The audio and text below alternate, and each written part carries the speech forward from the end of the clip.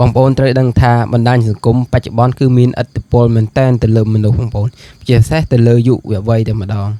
ហើយបណ្ដាញសង្គមប្រហែលថ្ងៃនេះឃើញបុគ្គលល្បីៗមួយចំនួននៅលើ TikTok នៅលើ Facebook បានផ្សព្វផ្សាយអំពីការរាំរែកសប្បាយហឺហាតាមគ្នាមែនទែនបងប្អូនការផ្សព្វផ្សាយចឹង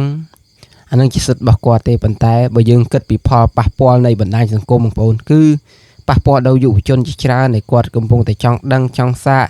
អ្នកខ្លះឃើញបុគ្គលល្បីទៅផ្សព្វផ្សាយទៅធ្វើវីដេអូចឹងអូគ្នាចង់ណាបងប្អូនអ្នកខ្លះរលុយស៊ីបានផងប៉ុន្តែចង់ណាសុខចិត្ត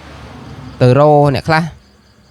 ទៅធ្វើអាអំពើខុសច្បាប់ដូចទៅលួចទៅឆក់ទៅអីដើម្បីយកលុយទៅចូលអាពួកហ្នឹងបងប្អូនដោយសារការចង់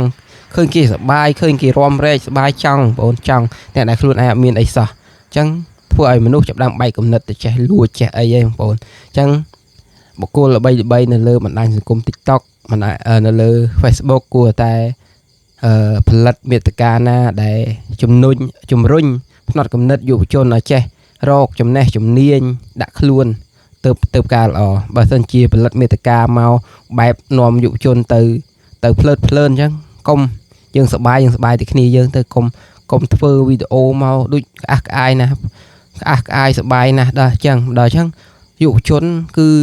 យុវជនក្មេងៗទៅធំគឺចង់ដឹងចង់សាកណាបើមិនជាយើងបណ្ដោះស្មារតីយុវជនតាមបណ្ដាញសង្គមឲ្យអូសពីបណ្ដាញសង្គមមួយទៅបណ្ដាញសង្គមមួយឃើញតែរឿងល្អ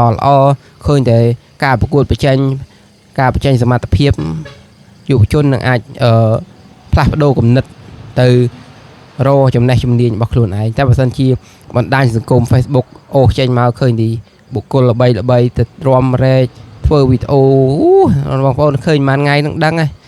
ដូចហឹកហាក់មែនតែនសកម្មភាព